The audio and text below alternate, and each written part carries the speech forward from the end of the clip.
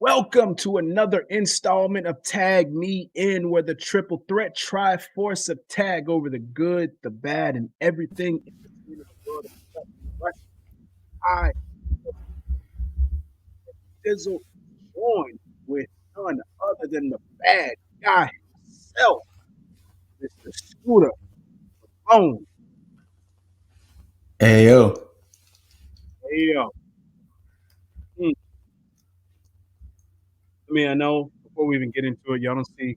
Yeah, we're back. We're back here playing leapfrog with this shit. Um,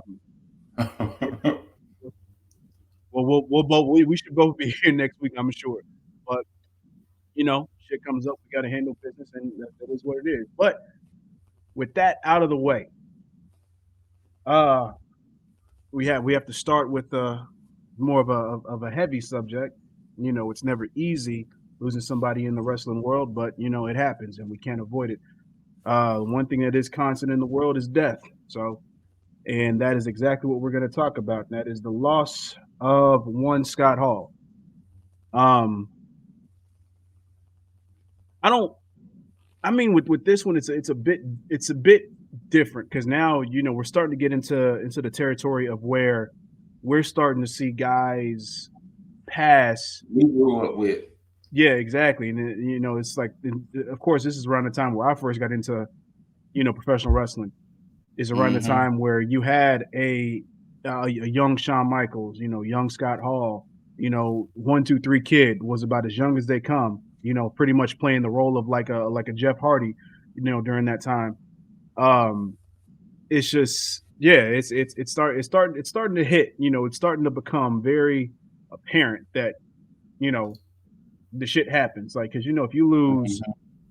you think about a Yokozuna, and that's probably about as fresh as it can get when you talk about, us being young and then losing to Yokozuna. It didn't Yeah. really hit like that, and the same thing with, other people that have passed. And then you start getting into, of course, the untimely things like, like an Owen Hart and, that, Mm-hmm. freak accidents like that. And then you start to get into more losses of like the more those in the previous generation. And then now it's like, okay, this is somebody who was like during the time of, the peak of me watching wrestling. I And mean, not only that, but I mean, I'm gonna just keep it a buck. One of the reasons, because it was two, one of the reasons I really tuned into WCW, because when him and Nash jumped ship, it was like, wait. What is Razor Ramon doing on WCW? He was just in WWF. Like, hmm what is happening? I was tuned in, like this was before I knew about kayfabe and shoots and works and all of that. It was like this guy was clearly on WWF. yeah, Why is he here? I was glued to WCW when him and Nash showed up. Well, him first because Hall was first. hmm wearing So yeah. that denim vest. Mm-hmm. um, yeah. Now, of course, for me, I don't want to say he didn't appeal to me much in WCW because I mean, yeah, that is what it was. They were in WO. I was team WCW when they first got there because I was a Hulkamaniac. I was a Oh big no, it Sting was, fan. it was all about this. It was all Yeah, for me, it wasn't until Wolfpack came up where I was like, all right, cool, I'm down with NWO because Sting joined Wolfpack, and I was like, all right, hell yeah. yeah. But yeah, I think he more appealed to me in WWE or WWF at the time. Of course, looking at the Intercontinental Championship scene, that Mm-hmm. workhorse title. Him and Sean being in the first ever ladder match, and like that, like he for me, I mean, a lot of people would say, during the previous generation would say, a Mr. Perfect or potentially a Bret Hart was like that Intercontinental Champion during that time. Before Shawn, I mean, Shawn Michaels was my guy, but I mean, I think before Shawn Michaels was that guy for me. Razor Ramon was like the quintessential Intercontinental Champion. Um, Mm-hmm. and it just stood out to me, and I think for me, that belt is synonymous with him, as Yes. far as me at the beginning of me watching wrestling. So, And and also too, he had that swagger with it though. oh yeah, Like he had absolutely. that swagger and coolness. Like one thing you can never take away from Scott Hall through all of his ups and downs, his coolness was always there. Oh yeah, Even when absolutely. he was going through it personally and his demons and everything, his coolness was always there. There was never not a time you saw Scott Hall and you was just like, that is a cool dude. Never. That's true. That is true. And and of course, I mean, not even take away from the fact that he had probably one of the coolest finishing moves at the time. Oh my That it's been protected now, and it's still being used. I mean, Damian Priest uses it, but yeah, I mean, during that time, I was like, yo, there was no, I mean, because you had the power bomb, but I mean, he had the razor's edge. I mean, God. that He basically just the got you crucifix up power and just bomb. launched you. Yeah, Just ah. And shout outs to Indy Hartwell, because if y'all remember last year, she was Indy Ramone. Shouts out to Wesley of MSK dropping the AO on NXT. Shouts out to KO. Shout out to Dr. Baker for her Scott Hall inspired gear. yeah, I'm pretty absolutely. sure there was other wrestlers in the shout outs to JTG because he said because his finisher is a version of the Razor's Edge, and he said it was because of Scott Hall the reason why he even does that finisher. So shout outs to the wrestling world in general because losing people is tough regardless, no matter where they fall. But Yeah, this was a certified legend. I mean, he's a yeah, two-time Hall of Famer in WWE, but this was a guy who revolutionized some stuff. Like it wasn't not to be mean or anything. He wasn't just a guy. This yeah. guy, because of him and other things, the reason why WCW won those 83 weeks straight in the ratings. You know, Oh, absolutely. because of him, because of him and others, the reason why that Intercontinental title was valued. Like when I was reading all of this, damn, this is really happening. And then when you see the images, of course, Instagram, the first thing you load up on Instagram, you like, damn, like the bad guy, Yeah, like childhood, like you said earlier, we're getting into the realm of our heroes, the ones we truly grew up with, and it's like, damn, so yeah, yeah. Nah.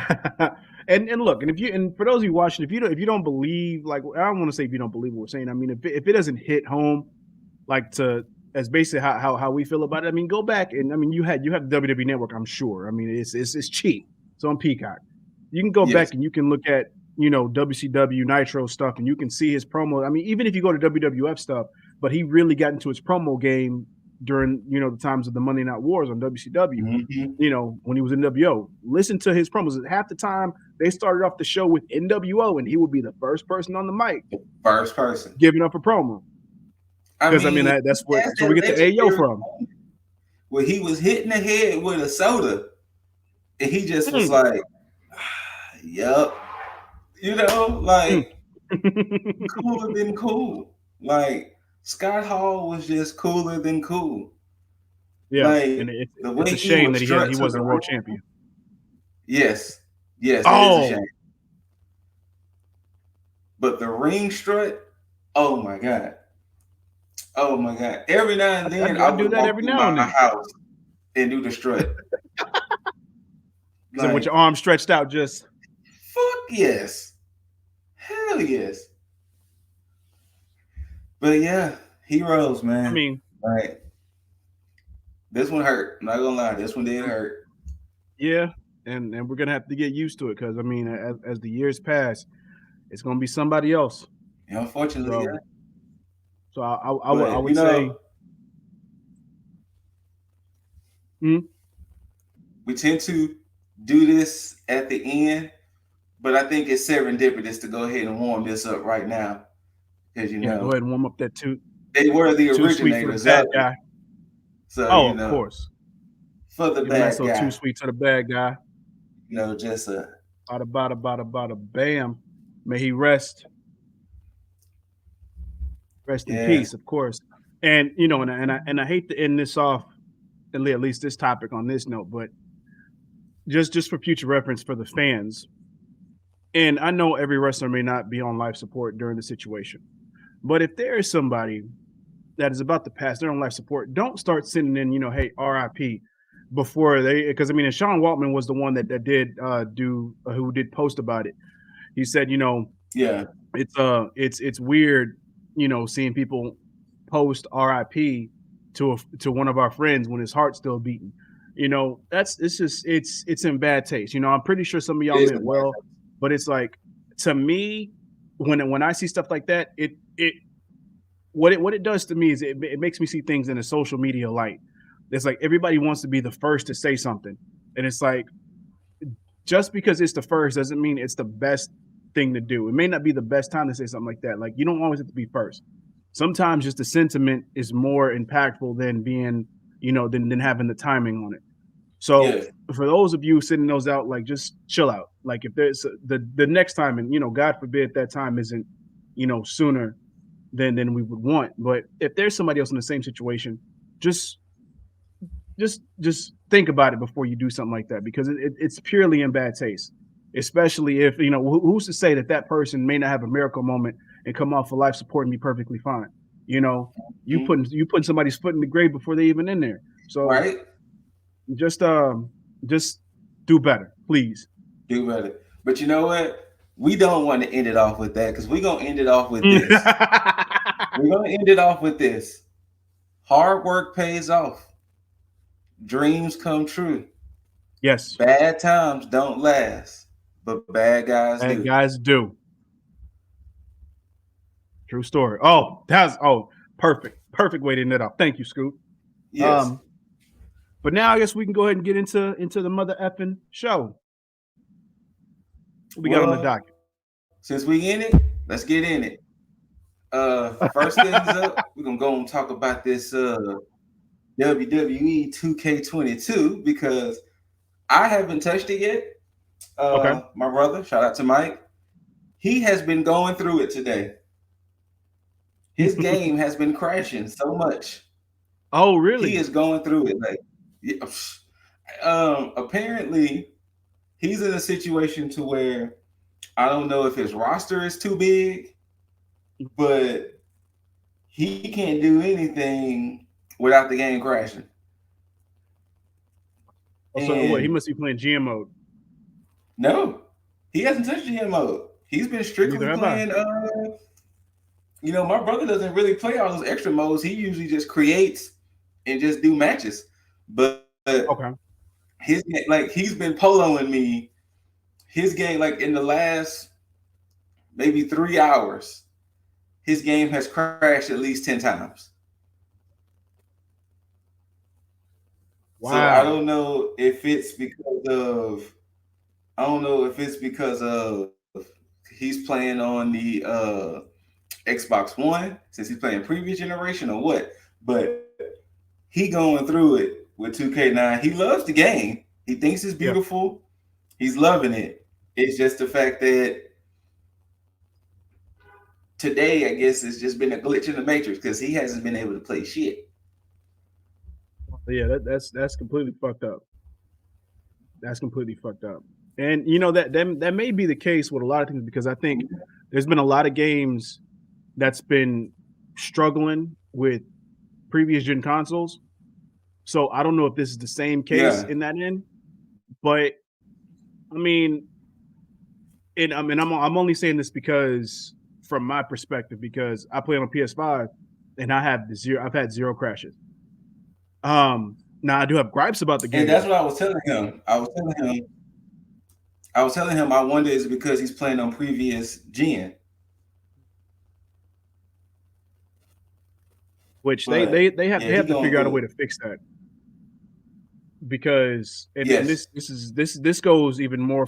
this goes further than wrestling talk, but as far as the developers out there, it's like if you're gonna make something for system across the board, you need to optimize it per the console. I know that maybe I may be talking out of my ass because I don't know, you know, development like that as far as games go.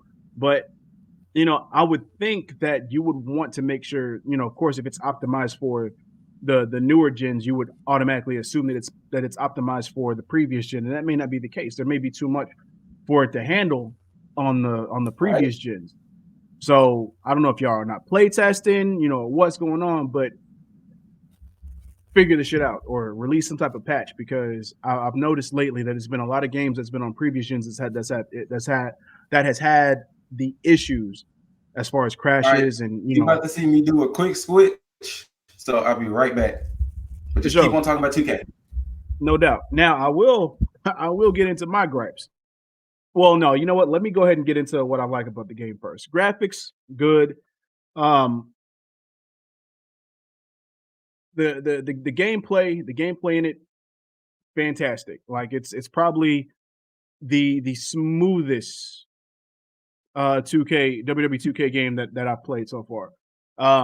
All the moves react like that. Everything seems a bit more streamlined, so it's not as technical as it used to be. At least it doesn't feel that way to me. Now, I could be talking out of my ass because, you know, I didn't do much of anything with fucking 2K20. So that's a whole nother beast. But as far as 2K22, the gameplay in it, very good. Um, don't know why. Well, I'll save that for my gripes. But the My Rise portion of it, love it. Um, I love the fact that you have more options than you did before as far as running through, because it does feel more RPG-esque in a way.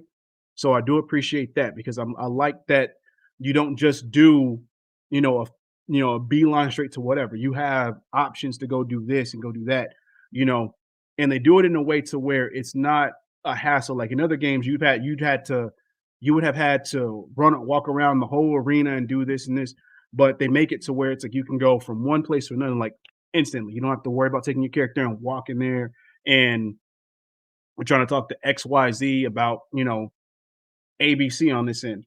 So that part's cool. Now, as far as my gripes, when we talk about just 2K in general on this end, I don't know what the fuck has happened with 2K games, but one, why is it that when I become champion, I'm not walking out with my championship in any match that I'm in? Like that's the issue. I don't know if it's something that I'm doing on my system, that's the issue, or my gameplay. But my experience, my character is what now the North American champion and the NXT champion. And anytime I'm in a regular match, I do not walk out with my championship. Either one. That's not cool. Now, in terms of matches and match rules, I don't know what the fuck is going on because it's almost like 2K Games has completely forgotten the rule book in what professional wrestling is. Because last time I checked, if you had somebody get counted out as a count out victory. Now, for some odd reason in my rise, I don't know if it happens because I haven't had a count out victory in regular play, but in my rise, I believe it was one of the two occasions. There was one where I had to defeat somebody within 5 minutes, and I got a count out victory on that. But they counted that as a no, they didn't count that as a win. They didn't count me winning in within the 5 minutes. So I had to redo that match. Then there was one where myself and Damian Priest were in a match, and we both got counted out, but they said that I lost and he won. So like Wait, what? what's so yeah, so it's the rulings. It's the rulings in the game. Like again, just like I said, I think it's in my rise. I don't think it's in regular play, but in my rise, I've had I've had to where I was going against Damian Priest, and so they had a situation where it's like, oh yeah, can you beat Damian Priest? Whatever. We got counted out. We both Uh-huh. got counted out because we were outside the ring. Yeah. And when as soon as the match is over, you get to the whole social media thing, and they're like, Uh-huh. "Oh, Damian Priest beat you," all this other stuff. Hey, he got that loss. They watched him win. I'm like, no, we both lost. That's And not how that then works. exactly, and so then there was another match that I had with Hector Mendoza. Mm-hmm. Went up against him, and so I had to beat him within 5 minutes. He got counted out, and I had to redo the match because it said I didn't beat him within 5 minutes. Oh, so they actually want you to beat him, and not But DQ or but count but out beat him. but here's the thing though. A count out victory is still a victory though. That's the thing. That is true. Now, was I trying to go for the count out victory? No. It just happened like that. But Yeah. it's something that's like, wait, do they not know the rules of professional wrestling? A Or dub am is I still a tripping? dub. Yeah, Now exactly. for a championship, different story, but dub is a dub. Yeah. So but But it is yeah, what it is. I mean, but he's been praising how smooth it is, the gameplay on it, how great it looks. One thing he did, another gripe he did have, he was saying the characters are so detailed yes. that it looks out of place when you have a created character. That the created characters look like they don't belong with the roster. Yeah. But It definitely does look like that. It definitely does. Now of course it's probably because my character is shinier than the regular characters. So I have to I have to dilute that. I have to take that down a little bit because I noticed it with my character's fingers with my character's fingers. Looking so at you him, I'm like, shine it yo, black. you shiny black, You and it's like, shine it black. yeah. So I'm gonna have to go back and mess with that a little bit. But I was so amped up to get into the game and start playing that I ain't even worried about being meticulous with shit. Yeah. Um, but the game is not bad. Like the story elements are very good. The gameplay again, very good. My gripes are very few, minor as far as like the match rulings in my rise, and then Yeah. my character not walking out with his belt. When he's in a regular match. I'm the champion. I should be able to walk out with my belt anytime. You make me create a champion's entrance. So why don't I have a champion's entrance when I'm the champion? So also too, the So way Mike put it, he says for the people who truly play these games mhm, and really play them, they shouldn't have gripes. It's going to be the casuals who will have issues, but the true 2K players mhm. should really enjoy this game. And if they don't, Oh yeah, then they're probably just being haters. that's true. Because the game is very good. Like they've taken the time. It wasn't like they sitting on their thumbs. Now they did a little bit, but I think what they did as far as the roster goes, 2K did what they could because I mean with Yes. all the changes that WWE was making, I'm glad. I'm glad they said fuck it and said, you know what? We created these characters already in this game. We're gonna keep them in there. You might as well. So Undisputed Era in there? uh I have not seen them as a unit. Although I didn't even see if I saw Cole on there. I was Keith actually, Lee's yeah. in there. Okay. Keith Lee's definitely in there. Karrion Cross is in there. Um, yeah, I don't. I mean, I would assume so because in mine when I started my rise, Finn Balor was NXT champion, and they Hmm. had Black and Gold brand. It's not NXT 2.0, so Yeah. I was so happy about that. But but yeah, I would assume that Okay. which is crazy because I don't even you're asking that and it's like it didn't even click to me if Adam Cole was in the game.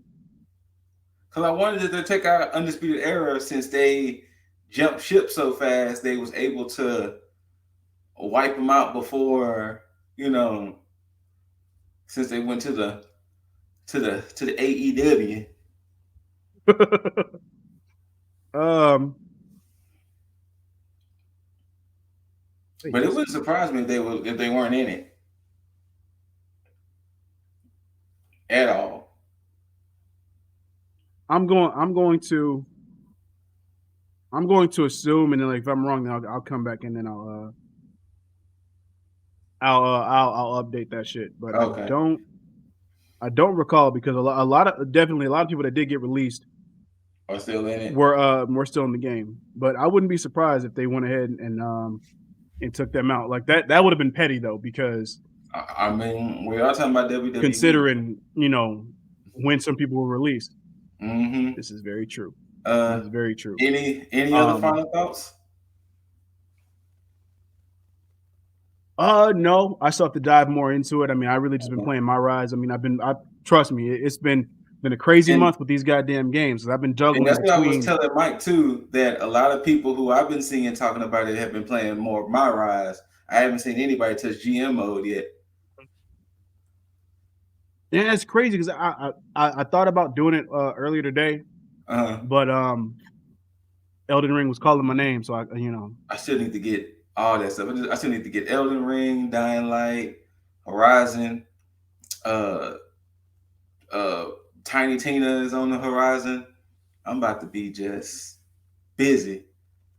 yeah, trust me, it's crazy. It's But crazy. But you yeah, I know, mean that's all the shit I got on that one. Nothing and much. peeps, you all know what we here for too. We're gonna discuss this week in wrestling. Where we're gonna talk about last week's SmackDown up until last night's Dynamite. Um, and we're gonna mix and blend our little news stories in it. And Absolutely. SmackDown Live, from what I take with SmackDown Live, Brock Lesnar had just said fuck Raw. Like Brock Lesnar has not been Really? on Raw since he's been champion. Like I think he might have showed up on Raw maybe the first night when he beat when he won that elimination chamber. But since then, he's been solely on Yeah. SmackDown. So, but of course, that whole thing with Brock and Roman. Um, what else? Charlotte and Ronda has this weird storyline that they originally said Ronda is trying to be the first woman to submit Charlotte Flair. If you just watched the recent Wait. Botchamania, shout out to Matthew. If you just watched the recent Botchamania, they showed that Becky Lynch and Sasha Banks and Asuka have submitted Charlotte before. Yeah, I was about to say, I was like, that's why when he Yeah. said the first one, I was like, wait a minute, no, I'm pretty sure she's tapped out before. So, So maybe they might try to spin it by saying she's the first woman to submit Charlotte at WrestleMania. all right. Yeah. So her and Charlotte had a little yeah. Her and Charlotte had a little dust up and kind of like how that fight was a few years ago when they fought in the parking lot and they had that big brawl. They did something similar. So yeah, that was SmackDown. That's mainly the main highlights of SmackDown. Like it wasn't like, Okay. oh, officially Shinsuke and Rick Boogs are challenging the Usos for the tag team titles. See, yeah, that in itself is weird to me that Shinsuke and Rick Boogs would, because to me that doesn't scream marquee tag team title match, especially against a team like the Usos, because you think about all, and again, this is coming from somebody who hasn't watched SmackDown in the longest, so I don't know who would be on the horizon. I mean, of course, you can go with you know Woods and Kingston, New Day situation, but it's like, do you really want to run that again on a WrestleMania? Because I'm pretty sure they wrestled at WrestleMania before, but I don't know if you want to run the risk of going through that again. Uh, on top of that, I'm pretty sure there's other tag teams that you could have built up, or hell, if you have Roman and you have Brock basically going title for title on this. I mean, hell, why not do fucking Usos and I guess whoever the tag team champions are on Raw. I believe it was. I could be wrong because I thought it was Alpha Academy, but I think they stated that RK Bro probably won the tag titles. I'm not sure. I'd have to ask Scoot when he jumps back in. But Yeah, that's just weird to me because I don't I guess to me it's the way that this WrestleMania card is shaping up because it it feels like they're throwing things together and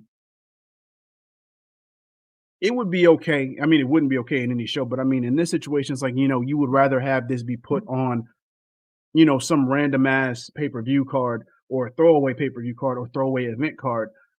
But for WrestleMania, you would at least want this show, your biggest show of the year, to be put together in a way that's like that's taken the utmost care.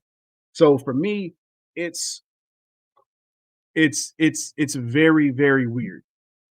It's very weird that they would choosing something like that. Now, I don't know, again, haven't watched SmackDown, so I don't know if they've even taken the time to build this story up like that. Um, so for me, it doesn't seem like it's warranted for a match like this. So I don't know why they would even want this to be a WrestleMania worthy match with the Usos. Scoot, I don't know if you got all that, but I mean, Billy Yard just said "fuck me," so I don't know what you said, but Basically, I mean, just to give you like the short of it is that I said I didn't understand why they were doing this match because it Shinsuke and the seems like a Usos, yeah Shinsuke and Rick Boots with the Usos it because to came out of me it seems nowhere. like a It literally okay, so like then that answers that. because remember Usos was supposed to be defending the titles against the Viking Raiders.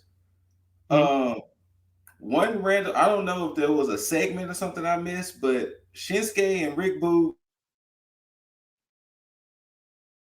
was outside, mhm. and from that it led to the beef. I Yeah, don't know see why the that's Usos weird. jumped Shinsuke and Rick. Like I said, I might have missed something, but they successfully beat the Viking Raiders to retain. Then all of a sudden, Shinsuke and Rick Boogs. Now I don't know. who's it? Who is Alpha Academy still the tag champs on Raw? No, last week they lost their titles back to RK Bro. It was a triple threat. Okay, Yeah, it was a triple threat between RK Bro, Alpha Academy, and Rollins and KO. And RK so Bro got the titles back. so then why not have the tag titles mirror the main championships if you're not gonna have, like, credible matches? Because why not just have RK Bro and Usos go against each other to have, like, the whole bloodline go for, like, unification gold? I mean, it would make Right, sense. right. Um, and I mean, yeah, you can go with the whole, yeah, you're gonna end the brand split, but I mean, even if you're not ending the brand split, at least just have it mirror what Yeah. Roman's doing. 'Cause Roman could coerce them to be like, "Hey, I'm going for this title. Why don't y'all go ahead and go after the Raw tag titles, and Mhm. we can all just be unified champs." Now, It's also too, I don't excuse know me. when my feed cut, Mhm. but there was also something else big too. But I'll let you finish your point with this. But there's also Oh something no, big else. Mm. that was it. That So, was it. I just wanted them to of course, mirror that. the major news that came out. Well, the minor news, if y'all remember saying, Pete Dunne is officially on SmackDown by the This is name true. of Butch. Which that much Butch. I do know. Now, from that, I think the plan was to bring Woods in, and I think it was going to be New Day versus Holland, Sheamus, and Butch. Mhm. But unfortunately, during the match, Holland did a botch belly to belly to Biggie on the outside. Biggie broke his neck. Yeah. Biggie has been mad positive about it. He's been on Twitter, Instagram, giving updates. Like the video he posted today, he was out with a walk with this sweet Street Fighter gear on. Um, he broke two bones in his neck, his C1 and his C3, I think they said. Or he Think so. said. It doesn't require surgery. Um, it just needs to heal in rehab. Uh, there apparently there was some doctor who saw it, and this doctor thinks that Big E's wrestling career could be over. Of course, it was Mm. none of WWE's doctors. I guess it was just a doctor who just heard what happened, Yeah. and He thinks Big E's careers be over, but of course Big E has been mad positive. The wrestling world in general has been mad supportive Yeah, of whether what wrestling fan base you fall on, you know. But get well soon, Big E. You know, indeed, indeed. staying positive through all this is like that man is literally a national treasure. Like Hmm. regardless of how you feel, Big E is a national treasure. Yes. But I think he'll be fine. Because when you get say cases like this, I mean, you go back to, Brock Lesnar doing the shooting star press and messing hmm his neck up. You talk about guys who have been powerlifting and guys who have, the right amount of neck muscles. I yeah, think he'll be fine. I think he did, and I don't want to say minor damage, but he did a good amount of damage. So I would say that he most likely will be fine. I don't think this is the end of his career. I think he did. I think he should take time off though, oh definitely. in an adequate amount of time. Because I wouldn't want him to get that wrestling bug and then rush back into the ring and then mess around. I think he needs to take even if he has to take a year off. Absence makes the heart grow fonder. He'll come back a bigger star than ever. I mean, But I Woods think did it with just his for his sake. Achilles. Oh yeah. Oh, exactly, Yeah. exactly. So, So you know, I think it'll be fine. Take the necessary time. but So that was so really yeah. it with SmackDown. Like I said, of course, WrestleMania is building and building and building. We're a couple of weeks away. Um, Speaking of, let's get into Monday Night Raw. Um, Hmm. the biggest segments that happen out of here, of course, we're getting Becky and Bianca. Um, it seems like they're gonna go in a route that Becky's gonna cut Bianca's braid, Huh. especially with Bianca attacking Becky with it a few weeks ago and left Becky with some nasty reminders because she jumped Becky. I mean, Becky jumped Bianca after Becky beat Doudrop again. I don't know why they redid that match, but Yeah. after the match, Lynch came out and started beating up on Bianca, and she made a threat about cutting her hair or something like that. So my brother thinks that they're gonna go down the route that Lynch is gonna cut Belair's braid. Oh, this is a sticky situation because It this is is. where it you there is no there's no middle of the road way to get out of this. It's going to go extreme one way or extreme the other. This is either because this is where you're going to find out if her braid gimmick is all she has. I mean, granted, we know that that's not all she has, but in Mm-hmm. terms of the fan base and in terms of creative, if they feel that that braid has much more of an impact with her career than anything else, it's going to hinder her after this whole storyline goes. Now, if that braid is cut and she's able to kind of push through and kind of make everybody believers across the board, then this could be something that helps her. And that braid could be less of a hindrance for her moving forward. And she can just go off of her own merit rather than whatever the braid is connected to. So Mm-hmm. no pun intended. But yeah, that's a they're definitely taking a chance. And I hate that it's now that they're taking that Yeah. chance. Um, I'm starting to. Well, actually, no. I will say that part at the end. Um, Also, last week on Raw, Rhea Ripley and Liv Morgan earned a tag team title shot. So at WrestleMania, it's Queen Zelina, Carmella versus Naomi and Sasha versus uh, Rhea and Liv Morgan. Uh, Wow, that's yeah, crazy yeah, because Cornette literally called that to the T. He said because they're giving this tag match away, I think it was on SmackDown. He uh-huh. said because they're giving that tag match away on SmackDown, they're going to end up throwing another team in there and then doing that for WrestleMania.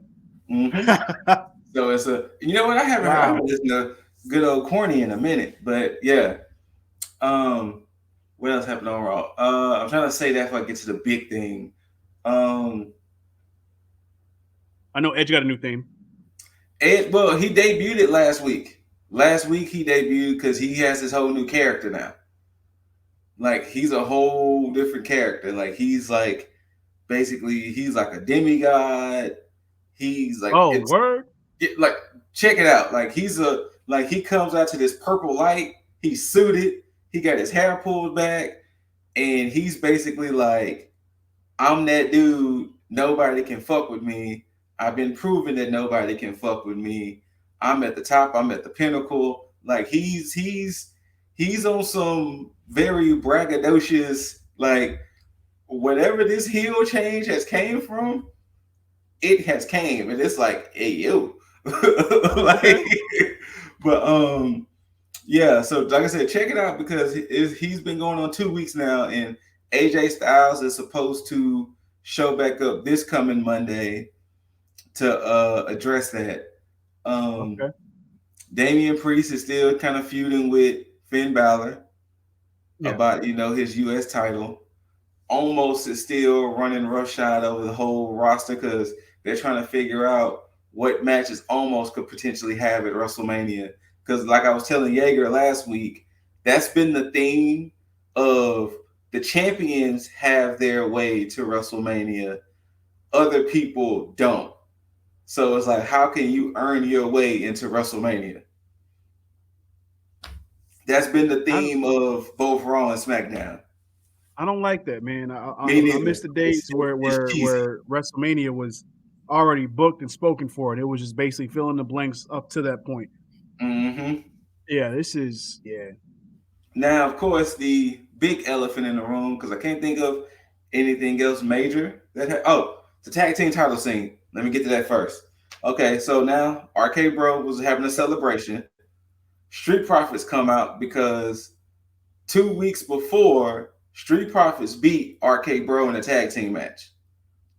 So the Profits come out and was like, "Hey, we beat y'all before y'all won those belts. So we want our shot at WrestleMania." So after deliberation, RK Bro versus Street Profits at WrestleMania. So Montez and Riddle kind of gets into it. So Montez and Riddle has a match, and Alpha Academy comes out and breaks it up. So you know what that could potentially mean? RK Bro versus the Profits versus the Alpha Academy at WrestleMania. Book it. That's what's most likely gonna happen. And I can see that, and that's a problem because this is Yeah. why you should have just had a unification match for the men's tag titles, and then had the women have their triple threat that was Mm-hmm. impromptu, because it would have made more sense. Because now you're just inflating the card with the same type of matches. Now it's like, you know, Oh, that's gonna be yeah, our but final I point. guess That's gonna be our final point before we leave Raw and SmackDown. Um, okay. lastly, since KO and Rollins didn't win the tag titles, of course their thing was how they gonna get to WrestleMania. Well, KO called out Stone Cold to be on the KO show, so Rollins was like, "Hey, I have an idea." Rollins goes to the ring and say, "Hey, I am going to have a talk show on WrestleMania, and my guest on the talk show is going to be Stone Cold." And Kevin Owens was like, "Wait, what? How you gonna take my shit, fam?" Like, so they both. And then Rollins was like, "Well, how about we have a match, and the winner has their talk show on WrestleMania?" And KO was like, "No, I this was my thing. No." Of course, Sonya comes out. "Hey, y'all are gonna have a match, and the winner." But KO won, and this is where this story comes up. The rumor is Seth Rollins is going to fight Cody Rhodes at WrestleMania. That's been the Hmm. biggest rumor, and they've been dropping hints all over because when Edge was doing his original promo, he was like, "Who was going to challenge me at WrestleMania?" Uh, what did he say? I think he used the word dashing and all of that. And then when KO beat Rollins, they was like, Rollins's dreams have been dashed. They're now turning into nightmares.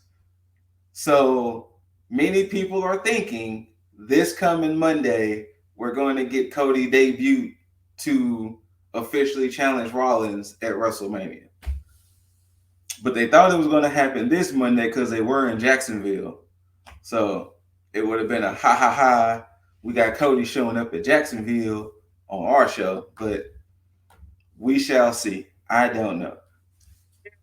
I mean, I'm kind of. I mean, it was cool at the moment, but I think I'm kind of over the whole. Hey, if Cody Rhodes shows up on Raw or WWE, Yeah, whatever.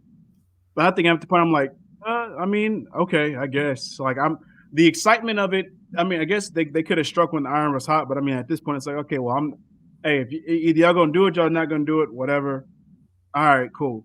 agreed. So yeah, Agreed.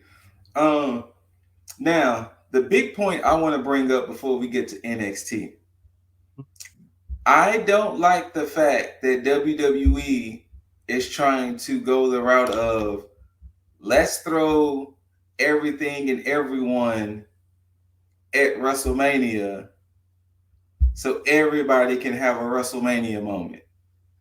Because listen to matches now. We have Knoxville versus Zayn. We have Usos versus Boogs and Shinsuke. Of course, Roman and Brock for unification. Becky and Bianca.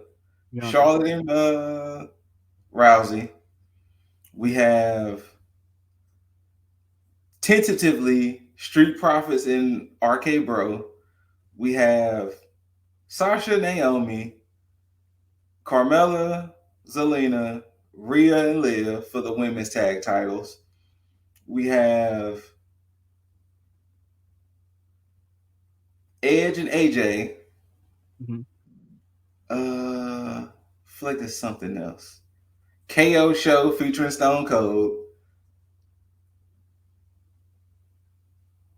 I think that's it so far. Yeah, it's Yeah, I think that's it and so far. So that that's a and that. lot of stuff already. And they gotta, and like I kind of told Jaeger last week, they gotta fill 2 days. Yeah, and that's the thing is like, and only a third of this potential card that you've stated so far is somewhat WrestleMania worthy or even interesting. And Because they've I been think a lot of announcing this. too, not to cut you off too, and they've been No, you go. announcing what's gonna go on what day. Like they've been saying this is going to be on night one, this is going to be on night two, this is going to. So they've been doing that as well.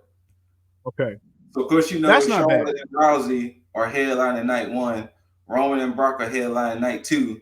So as they've been announcing these matches, they've been saying what is going to be on night one or night two as well. Yeah, yeah, that's not bad. I'm glad they're doing that because now you Yeah, know what to look forward to on that end. But I hate that this card feels one rushed and it doesn't feel like any effort's really been put into it outside of a few matches here and there. So yeah, I hate feeling that way about WrestleMania because WrestleMania yeah, is supposed to be that show where it's like even if everything has been trashed throughout the year, you at least know you're about to get a good ass show for WrestleMania or get a good mm-hmm. ass build for WrestleMania season leading into WrestleMania. But Mm-hmm. yeah, it's yeah, just Uh, ah. congrats. I don't remember if I said it last week, but congrats to Vader and congrats to Queen Charmel. They're both going into the Hall of Fame. Um, Somebody actually had a good idea that every WrestleMania they should do a Razor Ramon Memorial Intercontinental Ladder match. Oh, that'd be dope. Yeah, That and would I be mean, dope. and especially with Ricochet being champion right now, Why you're not? gonna get a highlight reel with Ricochet. Wait, So, how come he doesn't have a fucking match? so at the moment, every champion is supposed to be at WrestleMania. Oh, my bad. Okay. Austin Theory and Pat McAfee. I knew I was forgetting somebody.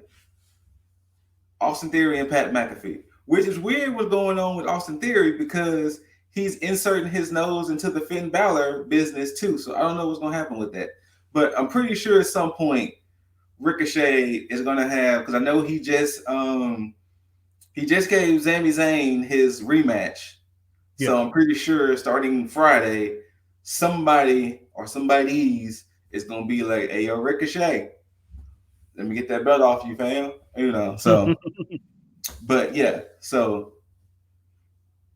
it's just that I don't like the fact that WrestleMania just seems so just we're gonna just throw so many people on the show to give everyone WrestleMania moments, and we hope you enjoy it because it's two Yeah. nights. They asking for fatigue, but it is what it is, man. All right, so NXT 2.0. I don't know if you started catching it yet since Ziggs has been champion. I Um, caught it last week when you okay, told me to. yeah, yeah, I haven't watched this week yet, so I okay. don't know. I don't know what happened. So NXT 2. I'm gonna run it down like how we would do a NXT 2.0. Open up with Miz TV and this. Oh, Miz Logan Paul versus the Mysterios is also on WrestleMania. Totally forgot about that too. So there's a lot of matches on WrestleMania with a lot of people. why is Miz on NXT 2.0? Because his buddy Dolph Ziggler is champion. Okay, okay, that's So fine. Miz That's fine. TV opens up with special guest Dolph Ziggler and of course Robert Roode. And Miz was giving Dolph his praise. And Dolph was like, I've been trying to tell y'all I'm that dude, and I've been that dude, but you motherfuckers didn't want to listen. And LA Nice music hit. And he was like, let me talk to you. Because he didn't want to hear that bull. Of And course. LA Knight was like, well, if you really about it, let me get that title off you, fam. And at first Dolph was like, I only wrestle mega stars. And last time I checked, you're not one, my guy. And of course, Miz was kind of instigating it. And then LA Knight was like, well, if you like you said, if you about it, let me get that belt off you. So Ziggler was like, you know what? Fine, we'll do it. So of course the main event is going to be Dolph Ziggler, LA Knight, NXT Championship.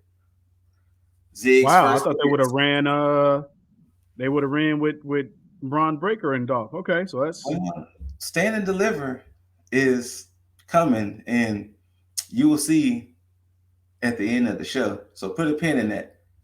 okay. Okay. Um, Next, we get a segment of Cora Jade.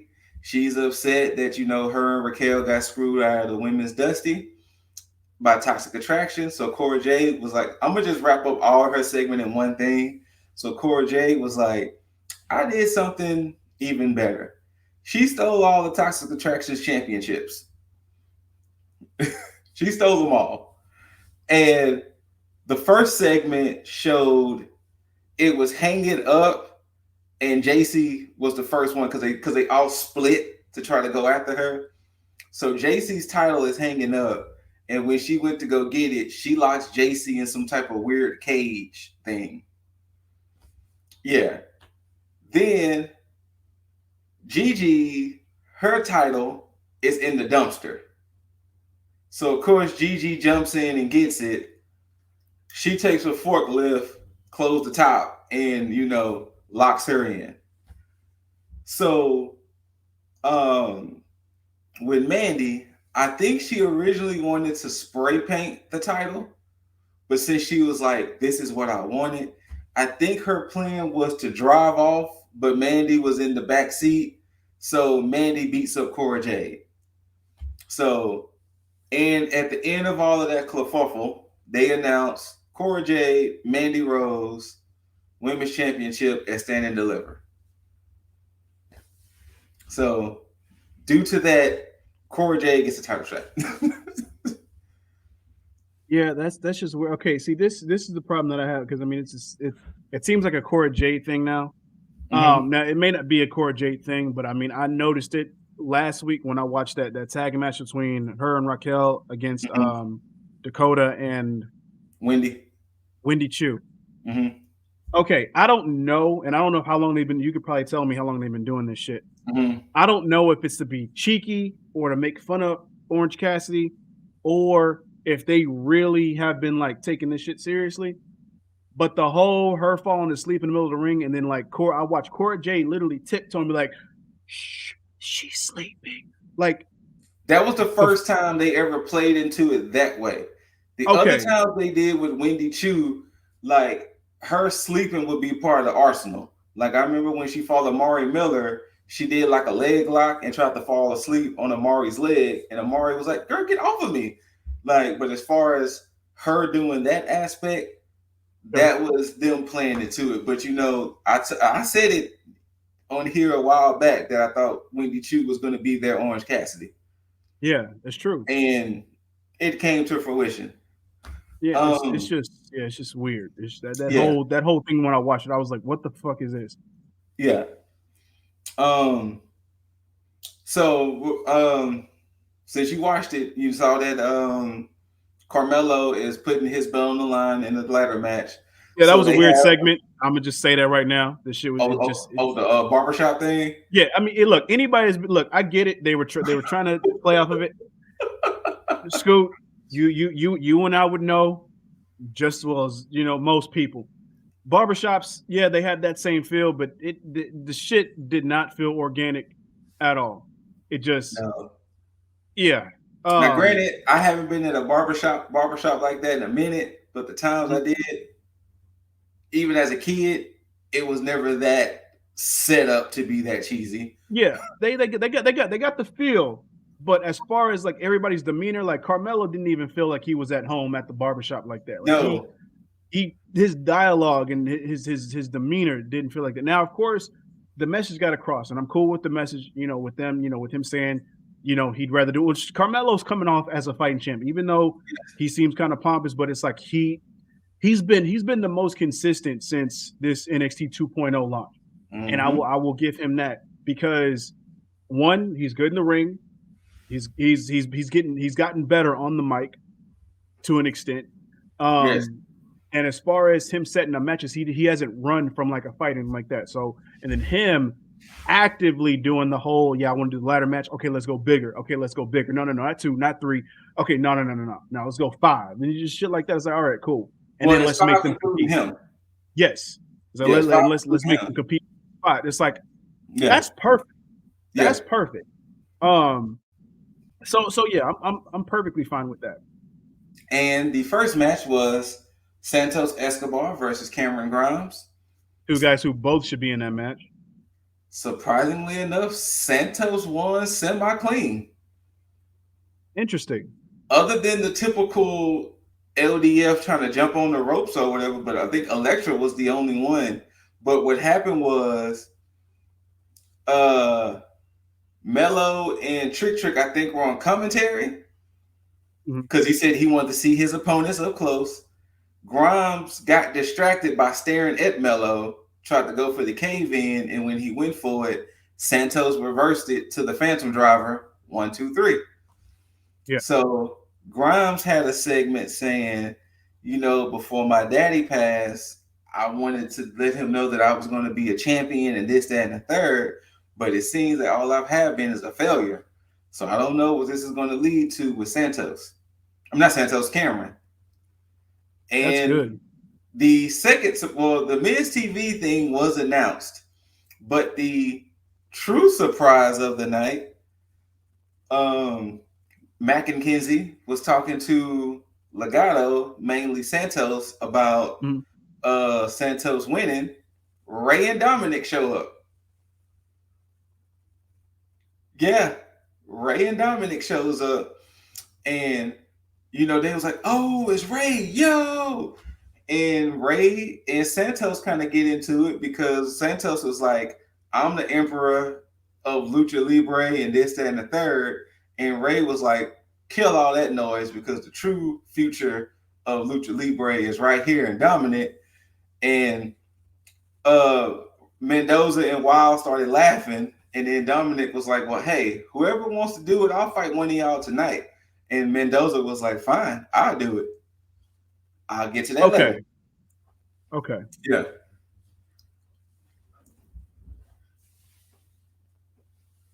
that's interesting on my because now like then my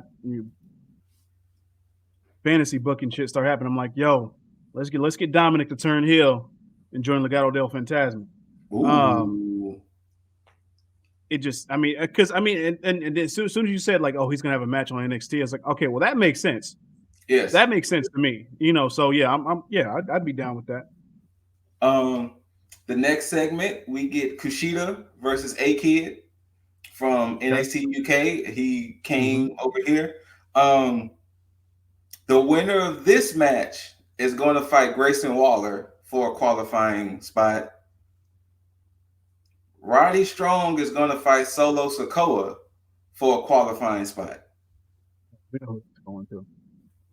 And I don't know, he hadn't announced how's the last spot going to be announced, but I have a feeling Cameron Grimes is probably going to get that Yeah, last spot. more than But likely. A Kid and Kushida, I'm not familiar with A Kid because I don't really watch NXT UK as much, but he's a technical wrestler, a little bit of high flyer, but he's more technical. He gets the W over Kushida. Um, so A Kid is going to go against Grayson Waller next week to determine who's going to be in the ladder match. Um, Tiffany Stratton versus Saray happens. So Saray was going to do her magical girl thing, and before she could, Stratton jumps her. So Stratton beats up the schoolgirl version of Saray. She didn't get a chance to transform. She even snatched the necklace off of her and everything. And when they get to the ring, Saray was like, I can still fight. I can still fight. They go. It was pretty one sided. Stratton gets the W. Now, Stratton's finisher. Remember what Raquel did to Xia Li that knocked the wind out of Xia Li? Her little version Mm, of Vader Bomb. yeah. She does that as her finisher, but she does a full 360 rotation. Huh. Like it's not a senton, it's a Vader bomb splash. Like she actually does a full 360 rotation. So that's Stratton's finisher. Stratton gets the W. Yeah. So Saray didn't even get a chance to transform. Wow, they're probably gonna get that match at Stand and Deliver with Saray transform. Maybe considering what's on Stand and Deliver at the moment, maybe it's a strong maybe. Tiffany Stratton doesn't do it for me. Like She like really I've doesn't. watched her I've been and trying. it doesn't make any sense to me because it's like you got this whole Valley Girl like persona and this glamazon esque body, and it's like Mhm. none of it It doesn't work none out. of it just goes together. Just like it's just a That's it. complete clash, and it's like no, nah. Um, Tommaso Ciampa comes out to address the NXT universe because, like I said, he's been on Raw, and Mhm. he had a music change, and people were like upset that he changed his Yeah, I'm music. upset about it. But Tommaso said he likes the new music, so I don't know if this was Tommaso or company man Tommaso speaking. I mean, he can like it. I don't. Yeah, I I like don't, the I'm old. not the biggest fan of it either. Um, he comes out and he's basically saying this is it for him.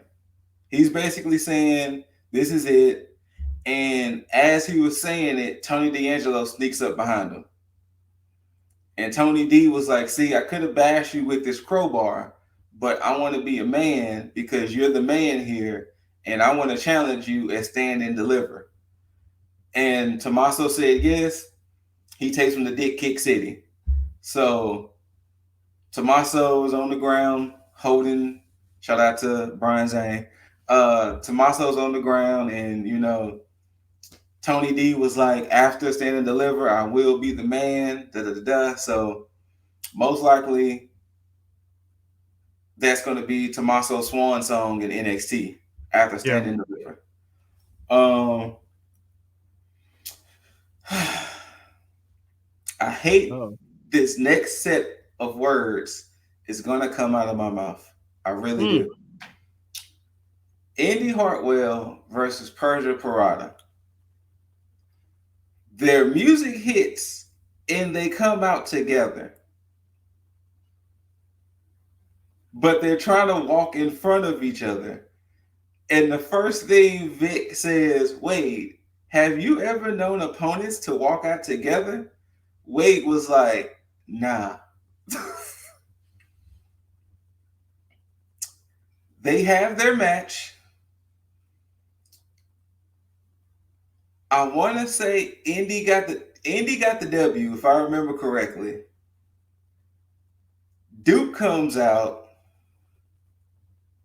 Then when Duke tried to get into the fight, no, Duke tried to interfere, and Dexter comes back, and that's how Indy gets the W because she rolled up Persia, if I remember correctly.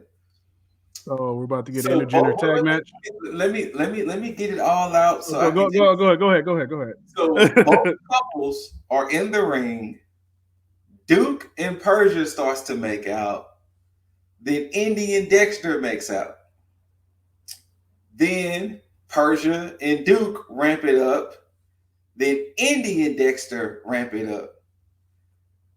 Eventually, both couples are on the ground with the women straddling the dudes. They're tonguing each other down. And then Wade goes, This ain't PG. This is a family show. And I was like, Thank you, WWE. This is all y'all's influence. I had to get all that out. You can speak on it. Why would you do that to look, man, look, it was cool and it was cute and nice and cheeky at first with the whole Indian deck stuff. But now it's like y'all basically run out of ideas and y'all just throwing shit out. Cause this like Mm-hmm. we know where this is going. It's The gonna be a intergender tag mixed match. tag match. Yeah, it's like I don't know if it's gonna be a stand and deliver or not, but it's gonna be a mixed tag probably match. at this point, it's like, yo, they just gonna throw again, they finna treat this like WrestleMania and just throw all this shit out there that nobody gives a shit about. And it's like you could have like Duke Hudson and Dexter Loomis could have had a match, and that could have been it. Yeah. Like I would have been fine with that. But this bullshit is like, Actually, you know what? It's not gonna have an stand and deliver because stand and deliver is already a pretty stacked card as is. Because after I'm done wrapping it all up, I'm gonna give you all the matches again. But yeah, that happened.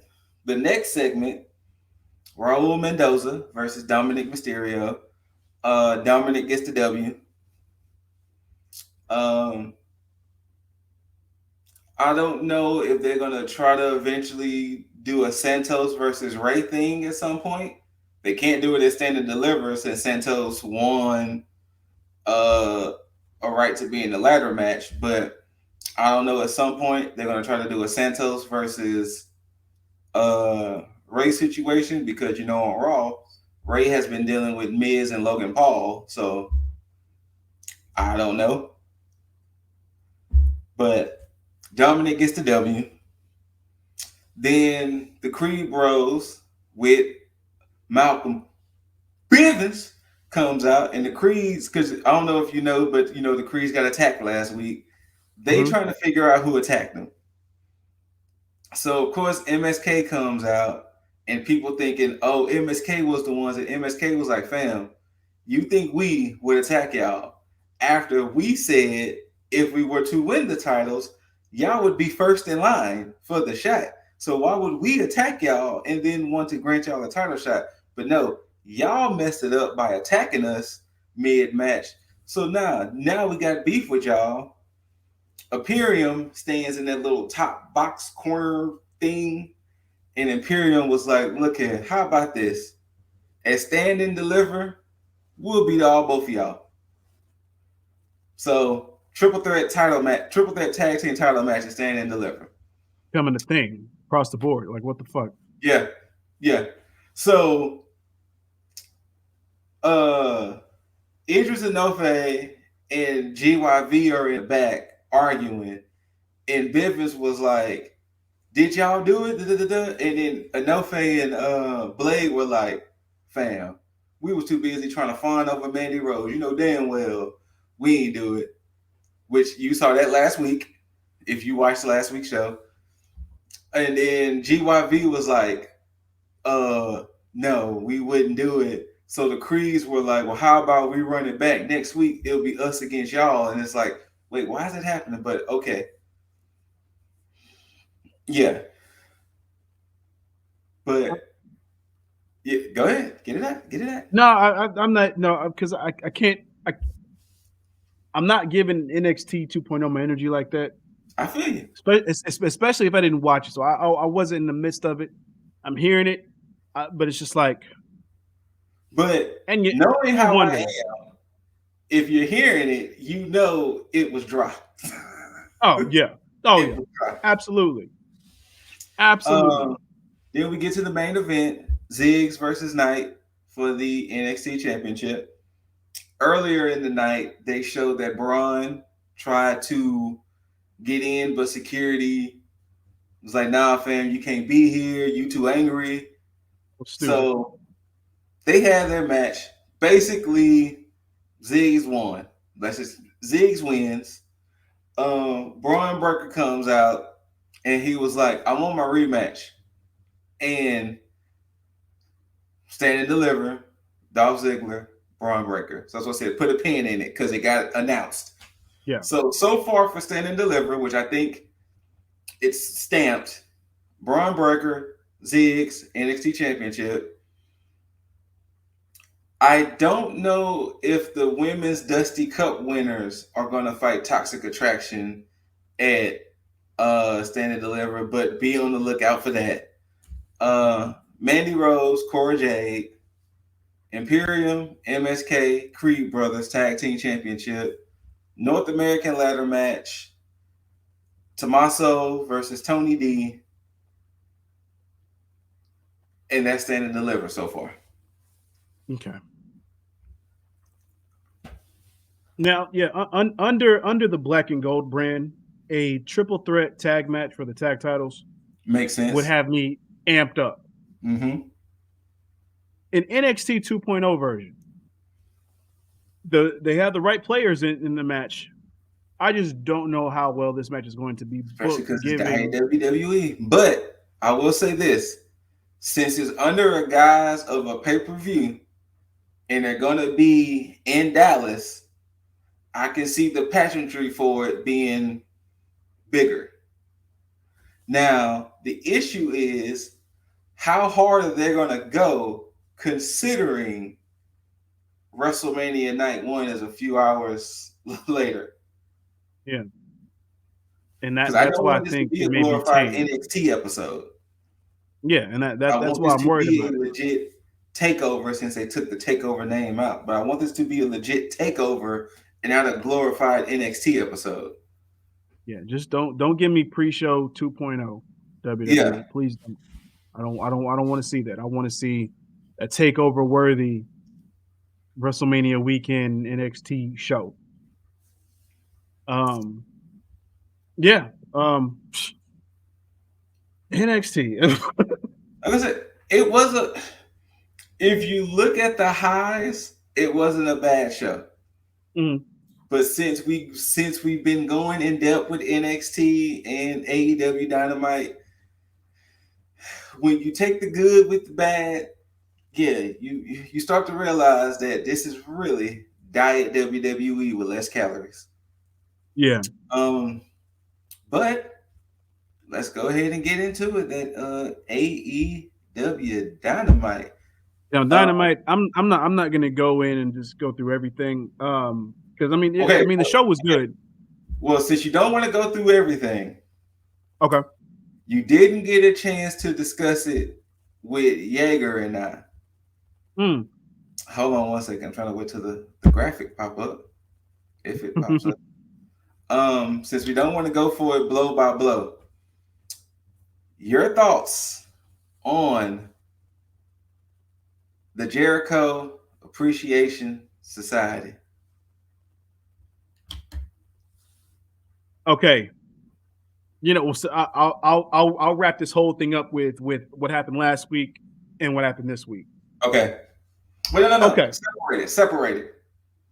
Separate it because I want to talk about this week's too. So separate your thoughts of when you saw that segment with Kingston and Jericho, then you saw Garcia 2.0, and Santana and Ortiz, all of that. Your thoughts on that segment right there Okay. in the formation of those So five?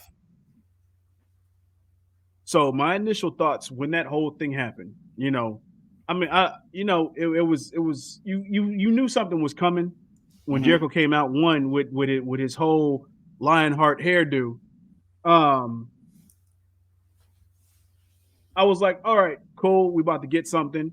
I mean, I wish this would have been the Jericho we got that night, Hmm.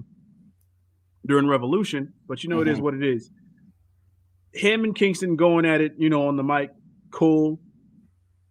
But I was still waiting for the other shoe to drop. And then to kind of have 2.0 and Daniel Garcia run out there, that's when it clicked. I was like, oh, they're about to jump on him. Now, I didn't think that this was going to be a whole new stable. I thought this was like, I said that to Ashley immediately because if you paid attention, Parker badly touched Jericho. no, okay, so yeah, so I noticed Yeah. it during that part. What I was talking about was like when they first ran out, I was like, okay, well now they may be going a different direction. They may be doing it to where it's like, okay, well they're gonna have Jericho and Kingston team up against them. Mm-mm. But I knew then immediately. when the beatdown was happening, I noticed it, but I still wasn't Mhm. convinced yet. But it stuck in my mind. I was like, he didn't. And then it went at then when they went at when I forgot who went at him the second time. But when the second Mhm. person went at him, that's when I was like, oh no, something definitely is going on. Mhm. And then you have Santana Ortiz runs out with the and then Ortiz bat. come out, and then yeah, then of course the other shoe drops. And then I was like, this is it's a weird esque stable, and I just mean in terms of Daniel Garcia's involvement because I'm like I can see 2.0 with Jericho. Yeah. That makes sense. Daniel Garcia, on the other hand, does not. And then of course you get Jake Hager doing the worst acting period. What are we doing? We're supposed to be a family. We're supposed to be. Oh, I Yeah, don't know. And it was like, come on, fam, just attack it's like Ortiz and come you on. should have just hit the power. You should hit the fucking clothesline like right there. Like you shouldn't have even came in and tried to act like it was because everybody was down. Yes. Nobody that you were beaten down was available to look at you do your fake acting. It's like stop it. Just stop it right now. But anyway, um, and then when I seen them all standing together, I was like, cool. Jericho grabs the mic and he's like, Jericho Appreciation Society. And I was like, stupid ass name. Stupid ass name. Like stop it. Because now basically at this point, what you have just done is that you've relegated everybody under you to complete jobbers and you to basically be, whatever. That's where my mind was at that point in time. So that's how I initially felt when that should happen. I was like, yo, this is stupid. Get off my TV. I don't care about it. Whatever. Still a 2.0, bro. But at that time, I was like, nah. And then we get into what happened last night. But we'll we'll definitely get into that when we come to it. I'll talk about that somewhere in the middle. But now AEW wasn't a bad show. I don't want to assume that or have anybody think that I'm thinking AEW was a bad show. It was a good show for me. There were some things I just didn't care about. Um, Namely the Hardys and private party match. I know I probably should care about it, but it's like I didn't. I didn't. Now in terms of the trios match with Hangman, Jurassic Express against Cole and Red Dragon, good match. It pretty much as expected. Paint by the numbers on that end, but I mean, it's like for me, and I hate.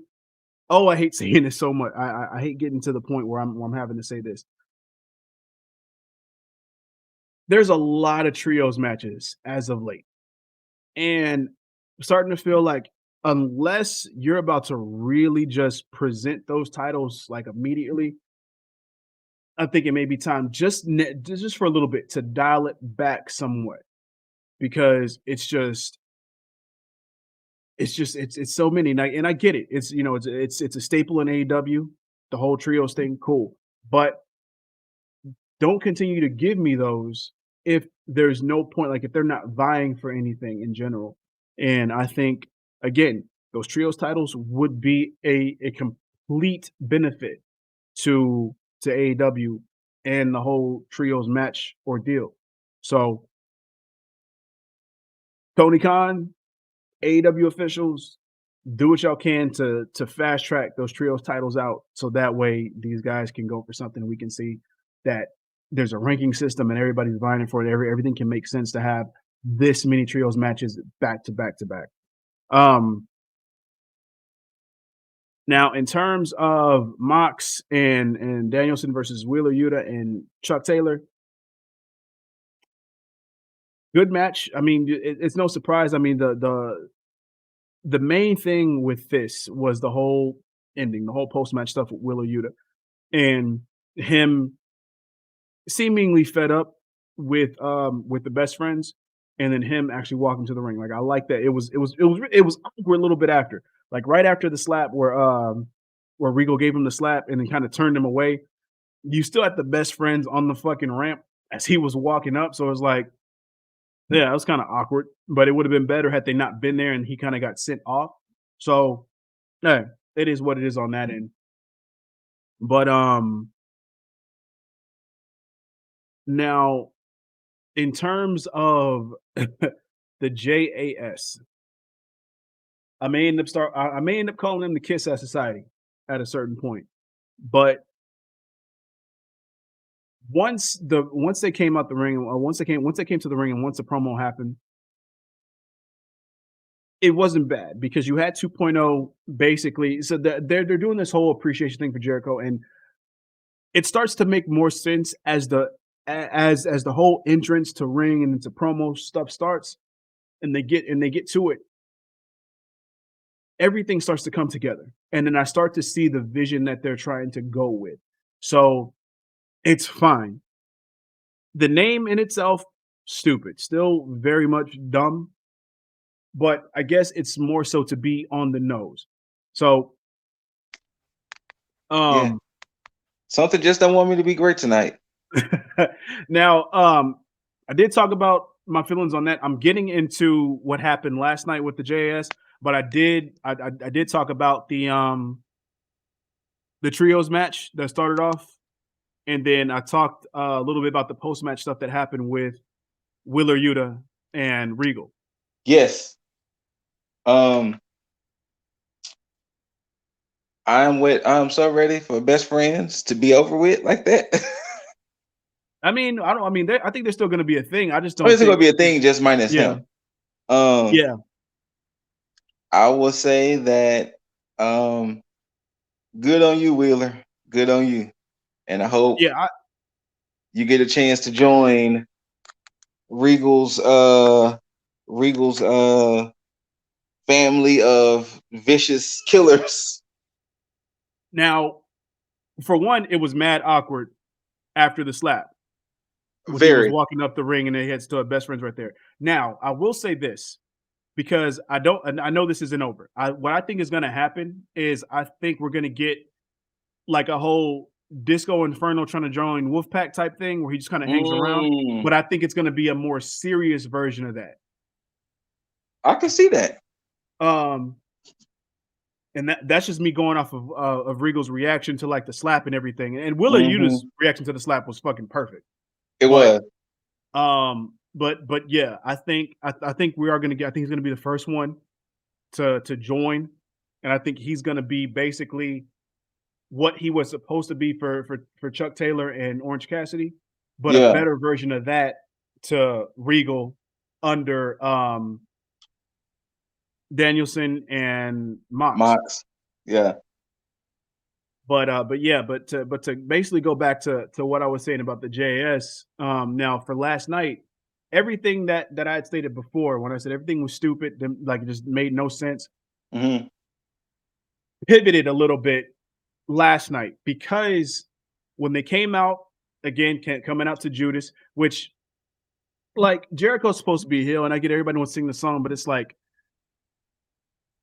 I mean, I guess they kind of made up for it, whatever. But Yeah.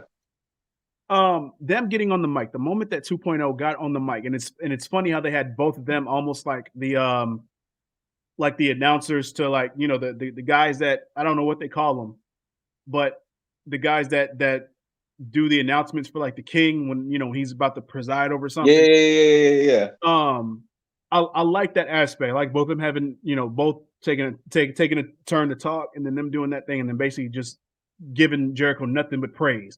You know, going Mhm. from it's like, you know, if it was up to me, you know, I wouldn't play Judas so you guys could sing and all this stuff. But you know, it's Jericho. You know, that's what he's doing. You know, all this other shit. I like that. They made sense of that, but I mean, them being with Jericho made sense to me, period. But they now have the rub to where now they actually look credible, and Yeah. they don't look like jobbers on that, and they look like they belong right there. You Daniel know, Garcia. Oh, go ahead. my issue is not the stable, it's Mm, the name. mm. Yes, and that's why I said that before, because the stable name, you basically relegate the people in that stable under Jericho as jobbers, as Jericho's the only person. They're just there as basically like Mhm. Jericho groupies. And that's the problem. And that's why I said in a sense 2.0 would belong there because they've kind of had that same kind of act with them.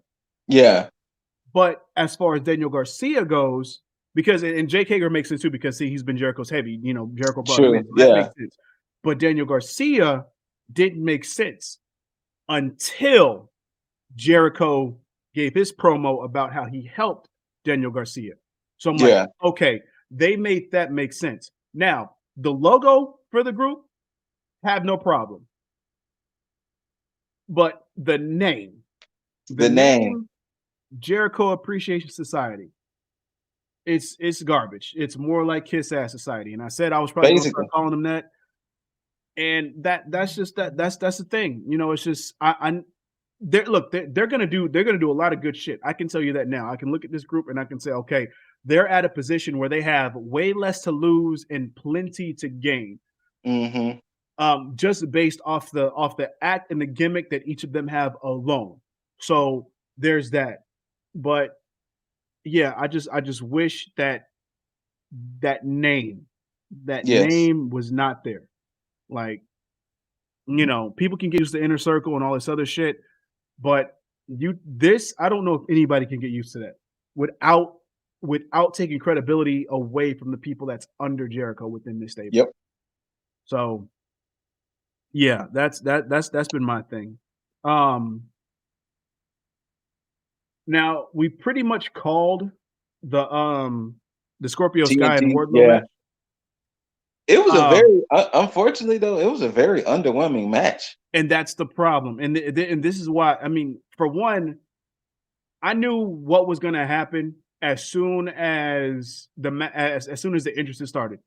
Once the Mhm. entrances started, I was like, okay, well, clearly Scorpio Sky's not losing because there's no way you're not going to give him time to talk with the title and then just have him lose it like right then and there. Like that would be just Mhm. completely disrespectful. So clearly he's coming away with this match. Um, but to sit there and not allow Scorpio Sky and Warlow to have just a legit, just straight up match. Mhm. To have so much just interference and just everybody outside shit going on, it took me out. Like you could have had them have a good match, and then could have had Sean Spears come out and kind of fuck shit up, and then do that. Mhm. But this, to me, it takes away from Scorpio Sky's credibility as a champ because if you continue to have him with people around, Ethan Page is fine. Ethan Page with him, Yes. perfectly fine. But to have Dan Lambert, Paige Van Zant, and then Mr. Page Van Zant Yeah, because I can't remember is his name. it's it just makes no sense. It's like why, why? And then Mhm. on top of it, Ethan Page wasn't even out there last night, so it's Yeah. like none of it makes sense at all. So now he definitely looks like a transitional champion, and I hate that. I hate Yeah. that so much. But hopefully they fix this by next week. But yeah, I mean, you seen it coming. Wardlow, Mhm. and now you got you officially have the Wardlow and MJF storyline off off to the races. Sean Spears is going to be his first opponent in this Yep. situation because I mean they've definitely been building that up for like the longest. So Uh-huh. this is perfect. Um, And also too, is FTR still in leagues with? I was just about to say that. So yeah, let's talk about that because I was wondering even because that whole when they fired Tully, I believe that was after Wardlow's promo. I So think so. um this is weird because they're definitely not addressing it. And of course they didn't come out for the beatdown. So this is why it's Nope. like this is weird. Um so because and I so for this particular reason, I would hope that they are still a part of the Pinnacle and that they're still a Pinnacle Yeah. because what's gonna happen if it's not the case, then you've just basically, downgraded Sean Spears to a lackey, Yep. and that's a problem. That's a huge problem because, again, he was with Tully to Yep. begin with, and now that Tully's been fired by FTR, you really either you have a Pinnacle or you basically have remnants of a Pinnacle with just MJF, Sean Spears, and Tully. Yep. So yeah, that's weird. That's very weird. But it is what it is. I don't know if you want to talk about the Hardys and Private Party match. Uh If you have any thoughts on it? I'm once again, everybody, if you've been listening to us, y'all know how critical I have been with Matt Hardy and everything. Unfortunately, I'm not as geeked about the Hardy Boys being in AEW as the IWC has been. I mean, nothing against Matt and Jeff. That is my childhood. Legendary. Y'all have heard me many a times praise Matt and Jeff. It's something about Matt being in AEW I haven't been feeling. Now that Jeff is there, he could fall into the same boat. Like I don't know what it is. I'm just not feeling because like I wasn't even paying attention to the match so much. Maybe because I knew the Hardy Boys was going to win. Like they wasn't going to lose the Private Party. But I don't know. I just wasn't feeling it as much. Yeah, we pretty much were in the same boat. Like we had like so I said before. I didn't really care too much about it. Nothing against anybody in the match. I just it's not something Yeah, that I really cared for. Now, if you're gonna tell me that we're about to get Broken Matt and Brother Nero, then yeah, maybe. so then you can sign me up Yeah, tentatively for that. definitely. But to rehash the Hardys, I don't think I want to do that. I don't want to do that for an AEW. I want something different. I want something that WWE wouldn't allow. And at some point they're gonna win those tag titles. Yeah, and if they do, they need it better be under the right circumstances. Um, because like I don't see the Hardy Boys winning those tag titles, or at least it being warranted if they do. I see them if they want to go back to either that same wheelhouse with the broken universe, or they want to Hmm. reinvent themselves into something different. Then I'm Hmm. fine with. But just to have the Hardy Boys do it, it's not going to do it for me. Um, I can agree. now this cage match. Um, IWC, you can hate me all you want. At the end of the day, this was lackluster. Yeah, it it was, and it's only because like throughout this entire match, it felt like they were really trying to rehash a lot of the stuff from the unsanctioned Yep. match. And that's where my gripe is because I would see some of the same spots, the whole stacking the table spots. Then they tried to ramp that up by stacking the tables to an even higher point where it's like when Britt Baker crashed through the chairs, she crashed through it so safely Yes. to where it was like, She was that literally hit really that one impactful? chair and then boom. Yeah, and then just kind of just slid back. Now they really went into that tag spot, but it wasn't the way that they went through it in that unsanctioned match because in a sanctioned match, they were doing submissions like in the text. Now, granted, they were doing it in this match too, but it was different previous because like they just basically it's like they the middle of the match, those tacks went down, and it's like Mhm. every time it's like they found a way back to those tacks. Like that seemed to be like that center point of that match, no pun intended. But it seemed to be that center point of the match where it's like, yo, they are like, get out of the tacks, like just like get And then away not from the only tax. that, but it seemed like it was only contested in the cage match to make sure Rebel and Jamie didn't interfere. True, Because like true. the cage match wasn't the cage aspect wasn't necessary. No, no, not at all. So yeah, that's I And mean, plus, and plus, I think I only feel that way too. They just wrestled at Revolution. yes. And there was that point, which I feel like you should have taken time to build on this. And this is one of the main problems there. Is like you should have taken the time. Because I mean, granted, San Antonio, fine. You want to have that Hmm. cool. But the problem is, You could have had Britt have a blow off match at Revolution against somebody else. yeah, if that was the case, and that's what they should Yeah. have done. Um, but to have this happen like this, y'all should have taken more time into the build. Because to me, it seemed like they wanted to do this, but they didn't know when. And then they seen that they're, oh yeah, we're going to San Antonio, and it seemed like they put the pieces together right then and there. It's like, Hmm. oh wait, we're going to be in San Antonio around St. Patrick's Day. Let's just do the switch there. And it seemed like there was no real care given. It's almost like the thing that we just talked about with WWE. It's like Hmm. they're going into a rush to do something and not really taking the care and concern on how to get there. Like you know the end result, you're just not putting the pieces together to lead up to it in a way that makes sense. Yep. Yep. Because everybody knew Thunder Rosa was going to be the one to take that title off of her. So that was an easy get. Like everybody was prepared for it. So it's like you took that and said, okay, everybody already knows. Here, just go throw it on. It's like, no, you Yep. still got to take the time to give the care and concern to do that build to where we care when it happens. Like the same thing with Paige. When Yep. Hangman won that title for a whole year, everybody knew, oh, that's going to be the person who takes the title off of Omega. And you built up to that point to where once it happened, it was warranted. That match felt big. The victory felt big. Everything felt right. This should have been the Hmm. same way, and it wasn't. And I'm sorry to say it, but I'm not sorry to say it because it is what it is. Like trust me, if there's something good, we definitely call, and if there's something bad, I'm not finna sit here and kiss AEW's ass and say, "Oh shit, that was the greatest thing." Like no, it was like Scott said, Now, it was lackluster. now, don't get us wrong. Mhm. We're not saying all this to say, "Oh, we didn't want Thunder Rosa as champion." No, Correct. we wanted the hell. Jaeger lost on the predictions title because he went with Thunder Rosa.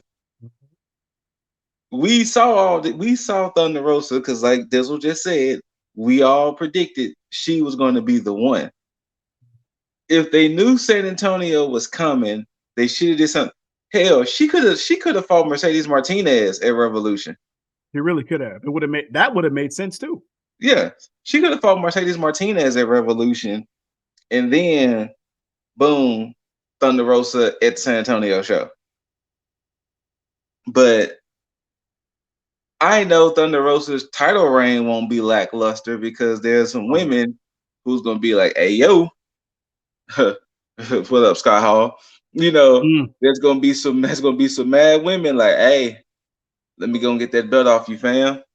Now, the one thing now, if I'm booking it in my head, the next woman I want to be champion, since Thunder Rosa is now champion, I want the professor to get it off of Thunder Rosa. Mm. And that I have been calling. That's is what is going to happen. Because it like that's the way to go. I know we're going from like Yes. hill to face to hill to face, but what other course is there? And on top of that, you don't. There's not somebody you're going to put the title on that quick. Like you're doing a fantastic job, AEW with Serenity. Hmm. You're doing a fantastic job just having her do her own thing on the side, and then eventually having her and Thunder Rosa, cross paths. But Hmm. it's going to come to that point. So it's like it's perfect. This is perfect. Now all you got to do is fill in the shit in between and be good. Yep. So I'm pretty sure we're gonna get a Sheeta and Thunder Rosa match at some point for that title. I'm sure we're gonna get a lot of people in between. But Hmm. yeah, I Serena D definitely gonna be the one. If not, then it's probably gonna be Ruby Soho. I can see that too. So, but I don't Actually, see I anybody could. else. Well, no, that already happened. So I don't know because I've also been thinking in my head of who's gonna get that belt off of Jade. Oh, it's gonna be somebody. No, obviously it's gonna be somebody. Um, Nah, she gonna be champ forever. I think they're gonna save that for a probably. I don't want to see. I don't want to say somebody like not established. I think they're gonna save it for somebody to genuinely get like that baby face rub.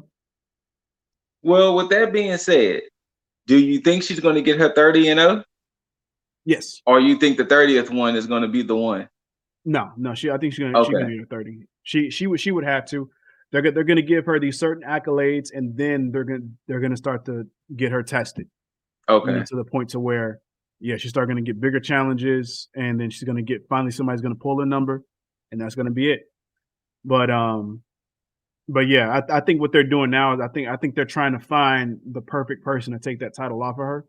it makes It's sense. it's it's it's it's gonna get to that point in time, but it's really because I mean Ty Conti could have been that person, but I don't think at this point in time it's gonna register the right way. Yeah, So they're gonna find somebody. So we'll definitely see. But Thunder Rosa is your new champ, your new AEW Women's Champion. Um, seen it coming. Now we get to see what they do with her title reign. So, um, I will say this for Thunder Rosa, technology. Okay, for Thunder Rosa, I'm hoping that we get just the most top notch matches that she can deliver me in too. AEW. She deserves it. Yeah, I want her to be that fighting champion. Like that's just Hmm. I'm in it for it, and I want at the same time I want that also to be the detriment to her losing that title as well. Kind of like that John So, Cena U.S. challenge in a sense, to where eventually mhm, somebody's gonna get it up off you. yep. So let's run with that. But yeah, this week wasn't bad. I mean, it wasn't really completely newsworthy outside of like the certain things that happen here and there. But it is what it is. I mean, it's wrestling. Not every week is gonna have like the star-studded, like super heavyweight topics, but it is what it is. Scoot, you got any final thoughts on this week in wrestling? Uh, Big E, just like Goku, we're all sending our collective energy towards you. Oh yeah. And for y'all that knows, I must really feel strongly to see use a Goku reference because y'all know I can't stand Goku. Uh, but Big E, we are sending our energy towards you, sir. Scott Hall, thank you. That's all I can really say. Thank you. I mean, you give us a Hey, reason now to just go AO. So thank you. hey yo. And to let you know, the collective world in general, because Joe Budden has Razor Ramon as his cover art for this week's podcast. So just the collective world in general has been, mourning the loss of Scott Hall. Not just the wrestling world, just world. Because a lot of Yeah. people fell off with wrestling, but like that's I will. childhood. I'll let them know this because for those of you who don't know, for those of you that's not in the know, I'm talking like deep hip hop, like core of hip hop. I'm talking like battle rap, talking about underground Mhm. rap. A lot of hip hop culture, or rather, professional wrestling is ingrained in hip hop culture. I can guarantee you can't go through like a whole battle rap like rabbit hole watching it without coming across at least one professional wrestling reference within a battle. I Yep. guarantee you Yep. because It's ingrained in the culture. So just It's keep in the that in culture. mind. So yeah, but yeah, I pretty much have nothing, outside of just rest in peace, bad guy. That's it on that end. Mhm. Not really. I mean, WrestleMania is what it is at this point. I'm hoping that Yeah. it turns me around because I mean, I want to feel good when I win my shit back. But um, Didn't I just tell yeah. you bad guys live forever? Oh, you can live forever. I'm just saying that but the title reigns don't unless Okay. it's mine. But that You must don't remember Bob Backlund having a 3-year title reign, but okay. Okay. 2022 is my year. Hold on. Let me get it ready for you, because Oh, 2022 is my year. well, you know what? I'm gonna coin a phrase because they say Get my other one. Back up.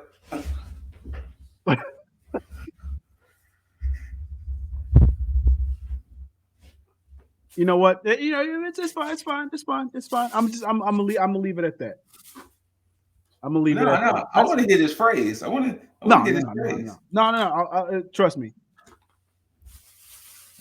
you will. Cause You will. You will in when the it's words time. of my in the words of my man's Carmelo, I'm the A champ around here. You know, I'm willing to put the title up with 3 shows. 3 shows. I mean, That you look, know, it well, just so happened that they're one all and on a the same half. weekend. Yeah. Just saying, but it's You okay. know, It's okay. It's okay. We we gonna see. We gonna see. Come stand and deliver in 2 nights of WrestleMania. They got 3 opportunities to try to come at your boy. and I plan on taking advantage of that handsomely, handsomely, especially Every for what's Money on in the the line. Bank winner don't win the title. Every Rumble winner doesn't win at Mania. Just remember that. True. That's true. That's true. The bad But the guy only will thing about win that in this story. is that not all of them, not all Hmm. of them are princes. Okay. All of them are princes, man. Just saying. Just saying. But Mhm. regardless of that, y'all see the crawl. Y'all know where to find us. Simple as that. Hit us up if you need anything. Just there. But as always, whether you loved it, hate it, don't forget to rate it, thumbs up, thumbs down. Leave all your comments, concerns, questions, whatever down below. Ladies, you know where to hit Jaeger up and send XYZ expurlative to him. Um, Hit the notification bell to get updated and notified whenever we drop any mother effing video. Of course, most importantly, hit that subscribe button. Sorry, tag the fuck out of that subscribe button. But as you know, again, we did it once before for the bad guy. We got to go ahead and do another one Ugh. for that, as well as for the squad. Nice Ah, little too sweet. gotta get all up Bada in bada there. bada bada. Make your Bam. soul feel it. But of course, as always, until you hear these immaculate voices and see these handsome faces, we bid you all adieu. And until next time, you beautiful, beautiful mother effers, tag the fucking